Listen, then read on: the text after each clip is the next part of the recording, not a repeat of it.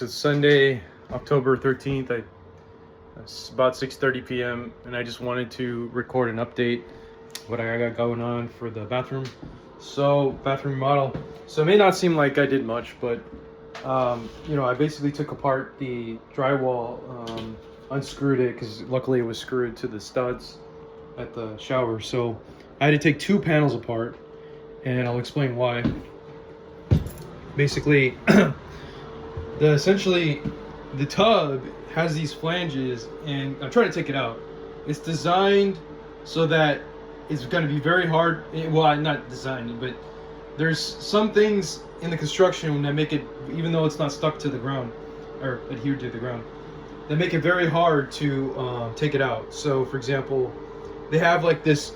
Somebody actually constructed a wood stud here so that it's you can't move it, slide it along here, and that basically you can't rotate it also about this axis, however, whatever that means, this axis, axis going this way.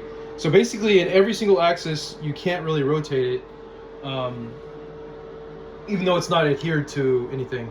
So basically what happens is, I chose this side to take the stud out. Now the stud is not completely out on this side. There was actually a little ledger piece here, or the horizontal piece, a sistering piece. And then, so you can see here, I cut this out so that I could, basically try to lift it up from here. But here's what's interesting, and I already knew this was kind of going to happen. But the reason why I decided not to do it on this part is because over here I already exposed it. So if I would have done it over here, it would have been more of a mess too. I'm using the drywall to support the tile. I'm not replacing it, so I really want to do my best to preserve whatever I have. And it may seem like weird logic, but like maybe trivial logic, like, oh well, who cares? But like, I could have chosen this side and tried to lift it out, but then that would mean I'd have to cut this out like a little bit over there, probably actually taking the whole thing out. So it made more sense for me to do it over here. And the problem is, obviously the pipes are in the way. So I guess I could have tried to take this out. I don't see any screws. I think they actually nailed this, although maybe I don't see any screws. Nailed this to here, so it would have been more of a pain in the butt to try to remove that part, or that panel. So I chose this side. And I thought it was smart, except the fact that these pipes are in the way, and the only way I'm going to remove that safely is if the water is off, and so I have to call them tomorrow morning for them to turn it off on Tuesday. So I won't be able to remove this until Tuesday. So it's just kind of interesting how things work. But that brings me to another point, because now I'm going to go to Home Depot and get a bunch of copper pipes. I'm actually replacing pretty much everything you see here. This is galvanized steel, as confirmed by this magnet. I got this magnet for free. It actually sticks to it a little bit. Not too well, but enough to where it's magnetic. So you see here it's magnetic, but it doesn't stick to the copper. So that's how you know that this is, or more likely, galvanized steel. So, and this is the reason why I'm replacing everything, is because it says 1/2 inch, but it's more like 7/8 of an inch. So I don't know what standard they're using, and I don't know anything about it. So that's one reason. But the other reason why I'm replacing it is because if I get the copper tube, everything is uniform. I can work with it. I won't have any problems with soldering. It's all uniform, as far as I'm concerned, it's easier to work with the same material. So even though maybe I don't know ahead of time of how it's going to be, that's just the way it is. But yeah, so basically the whole thing's going to be replaced. I'm going to get new clamps for the copper, because these are specifically for this thing, I know. And it's going to hold it in place. I'm going to have to yank it out. So yeah, that's going to be interesting. So I have to take into account of what I need. It actually has to be 32 inches from the bottom of the tub all the way up, so I have to consider that. And I'm going to purchase the tub tonight. I haven't purchased it yet, but they deliver it the next day. Part of it is because I wanted to take out the tub first, just so that I can have it's like being organized mentally. But fuck it at this point. It's just like what it is. So the the new thing here, where it would be, is actually gonna be somewhere up here. So I'm gonna have to cut it here, and then, well, I don't have to cut it now because I'm gonna replace the whole thing. But basically, the copper is actually gonna end up here, and the valve's gonna be there. So, so yeah, it is what it is. But it's gonna be interesting because when I undo all this, the water has to be off, because or else it's just gonna splatter everywhere. So if it's not off, it better be, or else I'm screwed. Clearly it's not off right now. My main valve doesn't work, unfortunately. So I just have to work with what I got. Now, here's another interesting thing. I'm actually going to do tiling over this backsplash, over this. So basically, right now, I'm not actually sure if this drywall is rated for bathroom, like it's, they call that, weather resistant. So, and I don't know if I should be using a Red Guard or whatever it is, like some kind of weatherproofing, some kind of weatherproofing sealant.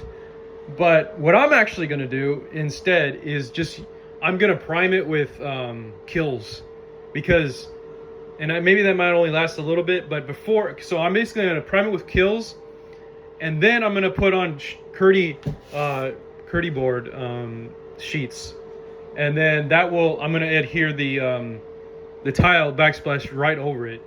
So it's going to be interesting. Yeah, this has been a cool project. I'm just happy I can actually lift it up. I realize that all it is just a matter of getting this out of the way, Ah, shit. So it's a little heavy, but it is what it is. Now let's here's an update on this. Now, I haven't yet done it, but as you can see, it actually works now. The switches. So it's good. It's all like kind of there. I'm glad I didn't have to replace the receptacle. However, when I get the new line in here, I'm gonna have to probably cut this out so that I could get it. I can knock out a new knockout thing, right? And then I'm gonna basically run a what do you call that?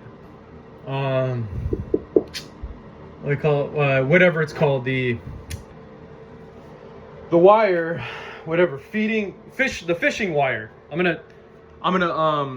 think what I'm gonna have to do is I'm gonna have to get my stepping stool. I'm gonna have to drill. So I'm gonna drill a hole here so that I can knock it out here, and then I'm gonna have to drill another hole probably up there so that I could drill through plates. I think there's some plates there, although I don't know. There might be some plates there, and so when I do that, my hope is that I'll be able to basically fish it up there through the plates. So when I drill through it, and then my hope is that I'll be able to just kind of throw it or try to catch it in some way. Not really throw it, but I should say try to get it over to there. And if I can do that, I'm gold. I'm good to go. This job's easy. But if I can't, I'm probably gonna have to drill some holes in the the ceiling to try to get it to go over there. But yeah, I mean, I'm probably gonna have to. I mean, there's I could try to reach from there and then try to grab it, but I don't think so. I don't think it's good. And I don't have attic access, so unfortunately, I won't be able to do that. But just like get it from the top. Although I think one of the units has attic access.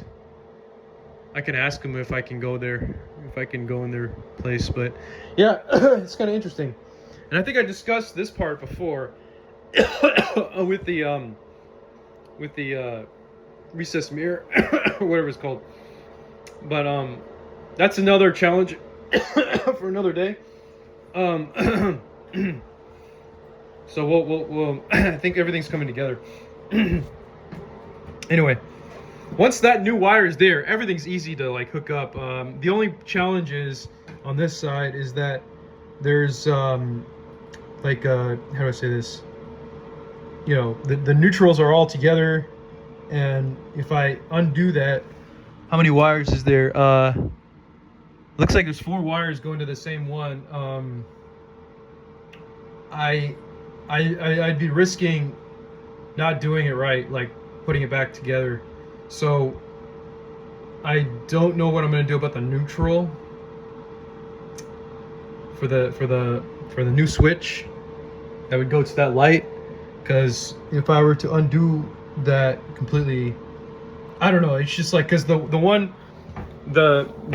my current issue with the one that I did in the kitchen is that there's a loose wire. So I think it's just really difficult to get like more than 4 wires in one nut, especially in a small space. So I may have to splice one of those wires. That's probably the smartest thing. And then just try to tuck that in somewhere. Try to intentionally put it in a spot that you can actually, like put specifically. So anyway, I thought that was kind of cool. But I think the neutral, I could be wrong, but I feel like the neutral, it could be anything. Like, it doesn't matter if it's a switch or whatever. I could be wrong, but anyways, thanks for watching. That's what I got going on, and it seems like this is a lot less complicated than the kitchen. Seems like it's like everything is just like, I feel like it's so easy now. Thanks for watching.